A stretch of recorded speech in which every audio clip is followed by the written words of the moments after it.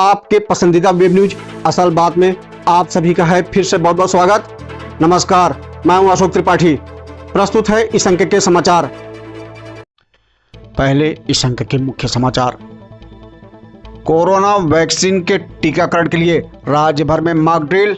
सुरक्षित टीकाकरण के लिए कई पहलुओं को परखा गया। वैक्सीन लगाने की व्यवस्था और प्रक्रिया का वरिष्ठ अधिकारियों ने निरीक्षण किया। अविभाजित मध्य प्रदेश के पूर्व मुख्यमंत्री स्वर्गीय मोतीलाल वोरा को 13वीं पर मुख्यमंत्री भूपेश बघेल सहित मंत्रिमंडल के सदस्यों तथा हजारों की संख्या में लोगों ने श्रद्धांजलि अर्पित की। मुख्यमंत्री ने कहा, श्री वोरा के ऐतिहासिक निर्णयों और कार्यों को भुलाया नहीं जा सकता। बारदाने की कमी से जगह जगह प्रभावित होने लगा है समर्थन मूल्य पर धान खरीदी का कार्य। नई दिल्ली में राष्ट्रपति भवन संग्रहालय को आगामी 5 जनवरी से आम जनता के लिए खोला जा रहा है। बेमेतरा में मखाना की खेती की प्रदर्शनी। मखाना की खेती को फायदेमंद खेती माना जा रहा है। इधर पंचायत सचिव संघ का क्रमिक हड़ताल जारी। राज्य के पुलिस महानिदेशक डीएम अवस्थी ने पुलिस कर्मियों से अपना कार्य जिम्मेदारी के साथ करते हुए मानसिक तनाव से बचने की अपील की है। भिलाई इस्पात संयंत्र प्रबंधन के द्वारा आवास, दुकान तथा जमीन की बकाया राशि का भुगतान करने पर छूट प्रदान करने की तिथि में वृद्धि की गई है। एमनेस्टी स्कीम के तहत यह छूट अब 31 जनवरी तक प्रदान की जाएगी। संयंत्र प्रबंधन ने आवंटियों से इस स्कीम का अधिक से अधिक लाभ उठाने की अपील की है। अब समाचार विस्तार से। कोविड-19 के टीकाकरण के लिए पूरे राज्य भर में आज मॉक ड्रिल किया गया। इस दौरान वैक्सीन नहीं थी, वैक्सीनेशन नहीं किया गया, बाकी सब कुछ वैक्सीनेशन के जैसा ही था। मॉक ड्रिल का एक मुख्य उद्देश्य इसमें लगी सारी टीमों के बीच आपसी तालमेल समन्वय बनाना है। टीकाकरण के दौरान कोरोना संक्रमण से बचाव के लिए मास्क और सैनिटाइजर के उपयोग तथा सामाजिक दूरी का पालन करने को कहा गया है। टीकाकरण के पहले चरण में चिकित्सकों से लेकर आंगनबाड़ी कर्मचारियों, मितानिनों, स्वास्थ्य कार्यकर्ताओं, नर्सिंग स्टाफ का टीकाकरण किया जाएगा। मॉक ड्रिल के दौरान कोल्ड चेन स्टोर, वैक्सीन संग्रहण केंद्र, कोल्ड चेन पॉइंट की कार्यक्षमता को भी परखा गया।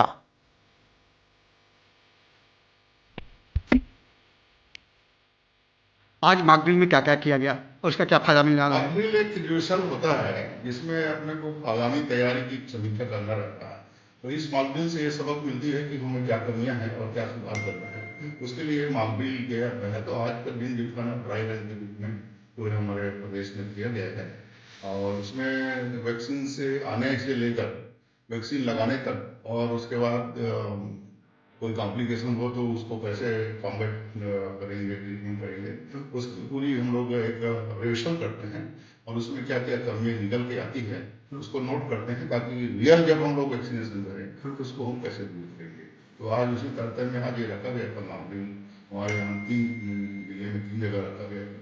एक higher secondary school multipurpose high school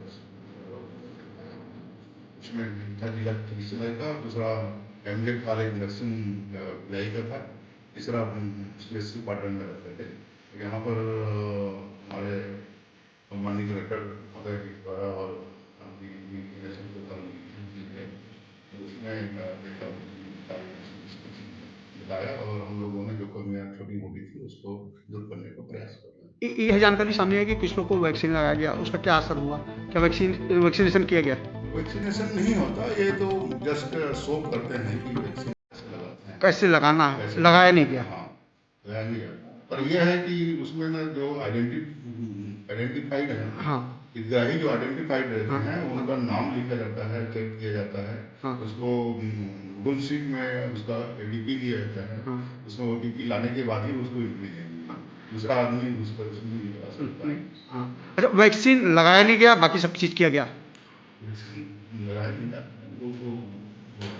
हाँ, ड्राई हाँ। अब वैक्सीन आ गई है नहीं? वैक्सीन आने की तैयारी कर। ठीक।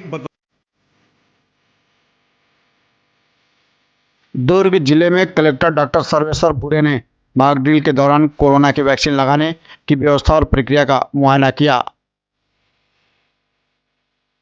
अविभाजित मध्य प्रदेश के पूर्व मुख्यमंत्री स्वर्गीय मोतीलाल वोरा जी की 13वीं पर दुर्ग में शोक सभा श्रद्धांजलि कार्यक्रम का आयोजन किया गया। शोक सभा में मुख्यमंत्री भूपेश बघेल के साथ उनके मंत्रिमंडल के सदस्य, विधायकगण तथा जनप्रतिनिधिगण बड़ी संख्या में शामिल हुए।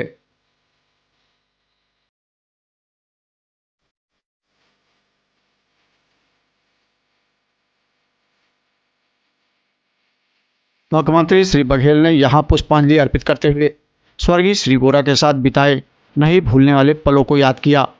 उन्होंने कहा कि मोतीलाल वोरा जी ने एक योद्धा की भांति अपनी प्रत्येक जिम्मेदारियों का कुशलतापूर्वक निर्वहन किया।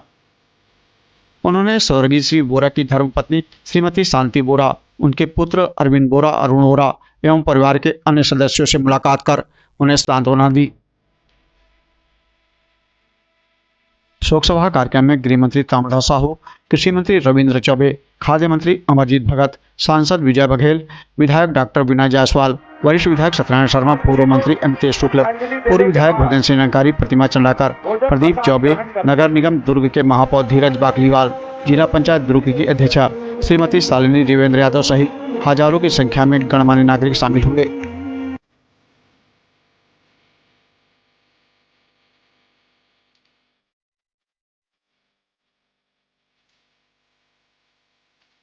राज्य की राज्यपाल सुश्री अनुसुईया उइके ने नववर्ष के अवसर पर अधिकारियों कर्मचारी से मुलाकात की तथा उन्हें नववर्ष की शुभकामनाएं दी।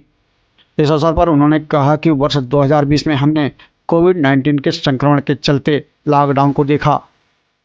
वर्ष 2021 में वैक्सीन आने वाला है, लेकिन हमें सावधानी बरतना जरूरी है। इस अवसर पर राज्यपाल के विधिक सलाहकार R.K. अग्रवाल, उप सचिव श्रीमती रुक्तिमा यादव एवं राजभवन के सभी अधिकारी कर्मचारी उपस्थित थे। गणतंत्र दिवस के अवसर पर इस बार नई दिल्ली के राजपथ पर छत्तीसगढ़ के लोक संगीत का वैभव भी देखने को मिलेगा। गणतंत्र दिवस के मुख्य समारोह में छत्तीसगढ़ की झांकी को शामिल करने के लिए रक्षा मंत्रालय की विशेषज्ञ समिति ने लगातार दूसरे साल भी मंजूरी दे दी है।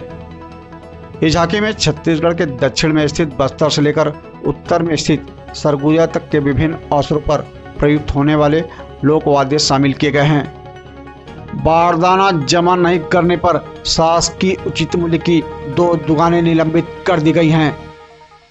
2 दुकानें निलंबित की गई हैं। ये दुकानें बस्तर विकासखंड के रोतमा और झारथराई गांव में संचालित थी। राज्य में धान खरीदी चल रही है और राज्य को बारदाने की संकट से जूझना पड़ रहा है। जगह जगह बारदाने की कमी की वजह से धान खरीदी भी प्रभावित हो रही है। राज्य सरकार ने जूट मिलों से बारदाने की आपूर्ति नहीं होने पर अपने संसाधनों, शासकीय उचित मूल्य की दुकानों, राइस मिलर से बारदानों को संग्रहित करने का काम शुरू किया गया है। उत्तरी वन मंडल के अंतर्गत आने वाले 4 आरा मिलों में दबिश देकर 493 नग अर्जुन लट्ठा और 6717 नग अर्जुन लकड़ी का चिरान जब्त किया गया है। वन विभाग अभी वनों की अवैध कटाई तथा परिवहन के खिलाफ लगातार कार्रवाई कर रहा है। उक्त जब्त लकड़ी की कीमत 6 लाख रुपए से अधिक बताई गई है। प्रधान वन मुख्य संरक्षक राकेश चतुर्वेदी के नेतृत्व में मुख्य वन संरक्षक JR नायक के निर्देशन में धमतरी की वन मंडलाधिकारी सुश्री सतोविशा समाजदार के नेतृत्व में यह कार्रवाई की गई है। छत्तीसगढ़ राज्य में निजी जल स्रोतों के जल की गुणवत्ता का परीक्षण अब लोक स्वास्थ्य यांत्रिकी विभाग की प्रयोगशाला में भी किया जाएगा। इसके लिए हितग्राहियों से शुल्क लिया जाएगा। लोक स्वास्थ्य यांत्रिकी विभाग की मंत्री गुरु रुद्र कुमार की पहल पर यह सुविधा उपलब्ध कराई गई है। इससे प्रदेश के आम लोगों को जल नमूना जांच की सुविधा मिल सकेगी। नए साल के अवसर पर राजधानी रायपुर में पुलिस मुख्यालय में नया वर्ष समारोह का आयोजन किया गया। इस अवसर पर बोलते हुए राज्य के पुलिस महानिदेशक DM अवस्थी ने कहा कि कोरोना संक्रमण के संकट के समय में राज्य में पुलिस कर्मियों ने बेहतरीन कार्य किया है। वर्ष 2021 में पुलिस कर्मियों को मानसिक तनाव से दूर करने के भी उपाय किए जाएंगे। उन्होंने सभी को नववर्ष की शुभकामनाएं दी। आगे की ओर देखिए, आज की सुबह अच्छी है, जैसा मैनेजर साहब ने और विस साहब ने कहा, इस सुबह को हम अगले 1 जनवरी 2022 की सुबह तक हंसते हंसते और खुशी खुशी ही गुजारें। संपूर्ण छत्तीसगढ़ प्रदेश में पंचायत सचिव संघ का अपनी विभिन्न मांगों को लेकर हड़ताल जारी है। संगठन के द्वारा मुख्य तौर पर परिवीक्षा अवधि समाप्त होते ही शासकीकरण तथा तृतीय वर्ग के कर्मचारी की समस्त सुविधाएं दिलाने की मांग की जा रही है। संगठन से जुड़े सचिव प्रतिदिन हड़ताल पर बैठ रहे हैं, जिससे पंचायतों का कामकाज ठप होने की खबर है। यह हड़ताल आगे और तेज करने में चेतावनी दी गई है।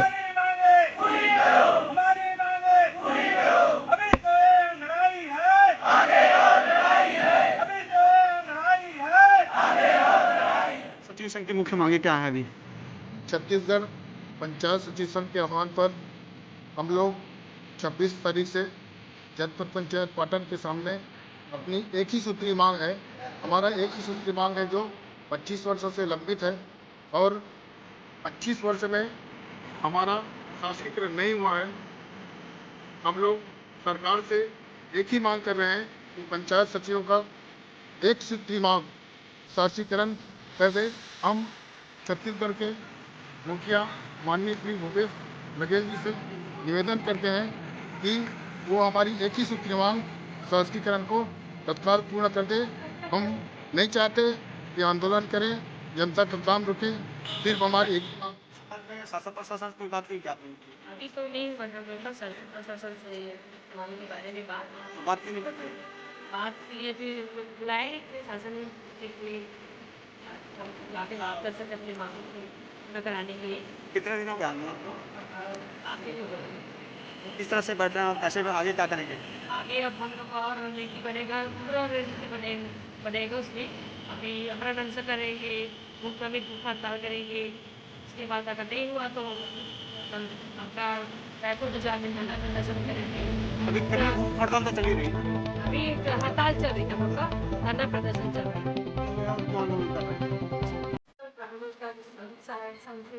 और हमारे जो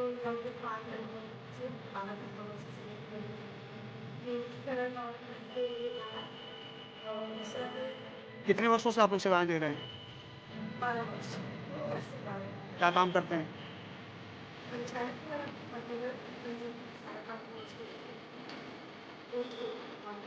और अभी क्या मांग कर रहे हैं?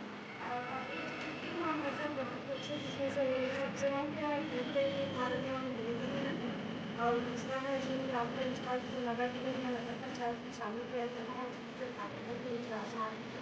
इसको सम्मिलित किया गया और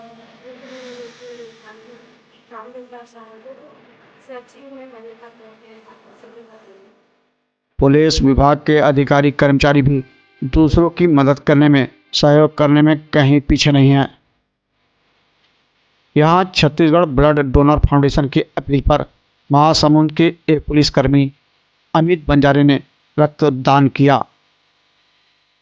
यह रक्तदान उन्होंने डीकेएस रायपुर में भर्ती रायगढ़ के एक मरीज के लिए किया है।